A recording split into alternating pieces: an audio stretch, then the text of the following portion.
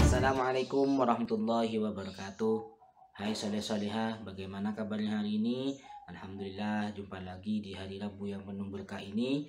Pada kesempatan kali ini Ustadz akan membacakan cerita tentang hijrahnya Rasulullah dari Mekah ke Madinah. Suatu hari setelah baiat Aqabah kedua, Rasulullah SAW bersabda, "Sesungguhnya telah diperlihatkan kepadaku tempat hijrah kalian, yang memiliki kebun kurma yang terletak di antara dua daratan yang subur." Tempat yang dimaksud Rasulullah adalah kota Yastrib, nama Madinah sebelum Rasulullah berhijrah. Para sahabat segera berhijrah. Hijrah artinya berpindah tempat dari Mekah ke Madinah. Sahabat yang pertama kali sampai di Madinah adalah Abu Salamah, kemudian Amir bin Rabi'ah beserta istrinya Laila binti Abu Hashmah. Secara bertahap para sahabat pergi ke Madinah secara diam-diam, namun terkecuali Sayyidina Umar bin Khattab yang dengan gagahnya dan beraninya mengumumkan kepergiannya. Tidak ada seorang pun yang berani mencegah Umar karena beliau sangat ditakuti oleh orang-orang Quraisy. Demikianlah seluruh kaum muslim sudah pergi. Yang tersisa di Madinah hanya Rasulullah SAW, Abu Bakar, Sayyidina Ali bin Abi Thalib, orang-orang lemah yang tidak sanggup berhijrah, serta mereka yang dilarang dan ditahan oleh orang kafir Quraisy dari berhijrah. Sebagian kaum muslim yang sebelumnya hijrah ke Habasyah pun menyusul ke Madinah. Semuanya tinggal di rumah-rumah kaum Ansor di Madinah. Sebanyak 33 orang laki-laki dan 8 orang perempuan yang sebelumnya hijrah ke Habasyah menyusul ke Madinah. Ja'far bin Abi Thalib, Ummu Habibah dan rombongan sisa dari Habasyah baru datang ke Madinah pada tahun 7 Hijriah usai perang Khaybar. Pertemuan di Darun Nadwa dihadiri oleh setan yang menyamar menjadi seorang lelaki tua dari Najd yang terus menghasut agar Rasulullah SAW dibunuh. Menyadari umat Islam mendapatkan bantuan kekuatan dari Madinah, kaum kafir Quraisy melakukan pertemuan dan menyusun rencana keji di Darun Nadwa. Di rumah Qusay bin Kilab, apa rencananya? Tentu membunuh Rasulullah SAW. Malaikat Jibril mendatangi Rasulullah SAW dan menyampaikan agar Rasulullah SAW hijrah ke Madinah. Malam ini jangan berbaring di tempat tidur yang biasa engkau pakai, kata malaikat Jibril. Rasulullah SAW segera menyiapkan kepergiannya bersama Abu Bakar As-Siddiq dengan sangat teliti. Mereka akan bersembunyi di Gua Thur. Asma binti Abu Bakar yang tengah hamil bertugas mengantar makanan. Agar mudah membawanya, dia menyembunyikan makanan di balik bajunya, sehingga dia pun diberi julukan Dzatun Nitaqain, perempuan berikat pinggang dua. Julukan Dzatun Nitaqain ini sebetulnya disebabkan saat itu Asma hanya punya satu ikat pinggang, lalu dibelah menjadi dua, satu untuk dirinya dan satu lagi untuk mengikat makanannya.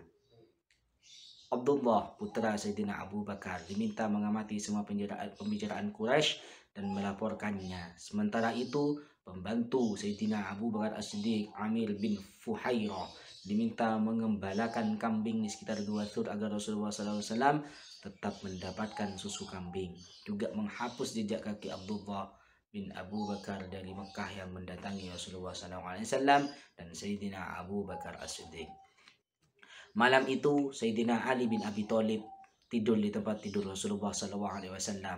Para pemuda musyrik Quraisy berjaga di luar rumah, menunggu Rasulullah SAW keluar rumah untuk mereka bunuh. Berhasilkah mereka? Tentu saja tidak. Rasulullah SAW keluar dengan tenang sambil menaburkan tanah ke kepala para pemuda itu. Allah Maha Besar. Pandangan kaum Quraisy terhalang. Para pemuda Quraisy sangat marah ketika hanya menemukan Sayyidina Ali bin Abi Thalib di rumah Rasulullah SAW.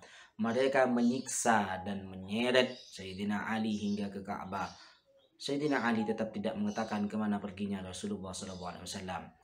Rasulullah SAW menaburkan tanah kepada para pemuda Quraisy sambil membaca surat Yasin ayat 9 yang artinya, dan kami jadikan di hadapan mereka sekat atau dinding, dan di belakang mereka juga sekat, dan kami tutup mata mereka sehingga mereka tidak dapat melihat.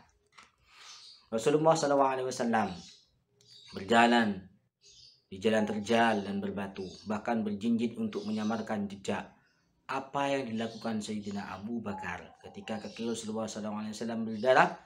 Sayyidina Abu Bakar menggendong Rasulullah SAW di Gunung Thur hingga mencapai mulut gua Thur. Sayyidina Abu Bakar lalu membersihkan gua, menutup lubang-lubang dengan menyobek kain miliknya, baru mempersilahkan Rasulullah SAW masuk. Begitu sayangnya Sayyidina Abu Bakar kepada Rasulullah SAW hingga dia diam saja ketika kakinya digigit binatang di dalam gua. Dia tak mau membangunkan Rasulullah SAW, tapi rasa sakit di kakinya membuat air matanya menetes mengenai wajah baginda Nabi Muhammad SAW. Rasul SAW kemudian meludahi luka Abu Bakar As-Siddiq dan rasa sakit Sayyidina Abu Bakar pun hilang. Subhanallah, ini mukjizat yang luar biasa dari Rasulullah SAW. Orang Quraisy terus mencari Rasulullah SAW sampai di Gua Thur. Gua Thur hanyalah ceruk batu yang tidak terlalu dalam. Kalau orang Quraisy melihat ke bawah, niscaya mereka akan melihat Rasulullah SAW dan Sayyidina Abu Bakar As-Siddiq. Sayyidina Abu Bakar sangat khawatir dan bersedih karena berpikir Rasulullah SAW akan ditemukan. Jangan bersedih, sesungguhnya Allah bersama kita. Rasulullah SAW berkata dengan tenang. Allah mengirimkan pertolongan dengan sarang laba-laba dan sarang burung di mulut gua. Orang Quraisy berpikir, bagaimana mungkin sarang laba-laba tidak rusak jika Rasulullah SAW melewatinya. Dengan izin Allah Subhanahu wa Ta'ala, Rasul SAW dan Sayyidina Abu Bakar tidak ditemukan. Setelah 3 malam di Gua Thur, mereka melanjutkan perjalanan. Abdullah bin Uraikid dipilih sebagai penunjuk jalan. Abdullah yang bukan seorang muslim ini sangat memahami jalan menuju Madinah. Tentu saja sebelumnya dia sudah dipastikan tidak akan berbohong dan mencelakakan Rasulullah SAW. Amir bin Fuhairah bertugas menghapus jejak dengan kambing gembalanya.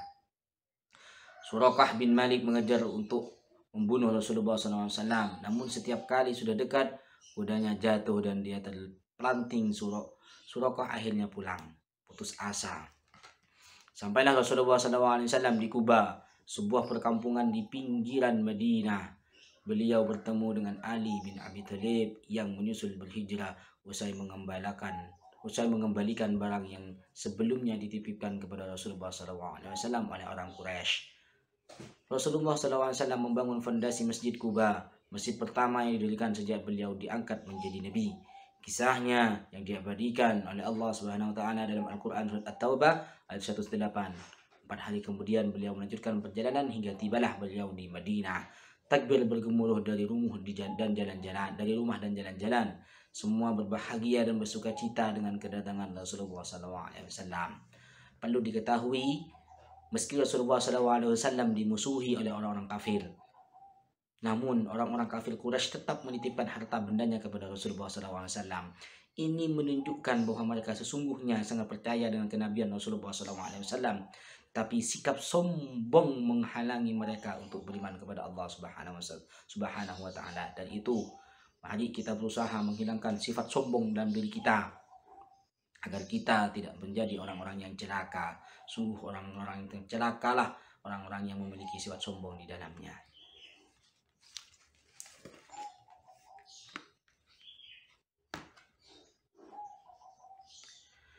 Hijrah tentunya bukan hanya berpindah tempat.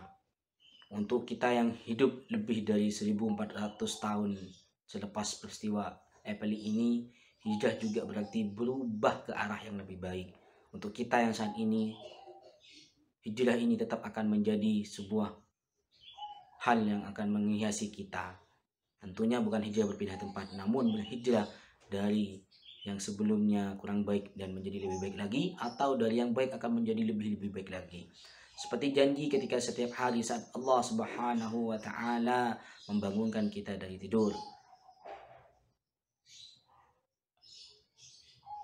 Dari peristiwa hijrah ini kita juga bisa ceritakan kepada anak-anak bagaimana keberanian Sayyidina Ali bin Abi Thalib radhiyallahu an tidur di tempat Rasulullah SAW pada hari Rasulullah SAW dikepung oleh sekelompok orang kafir Quraisy.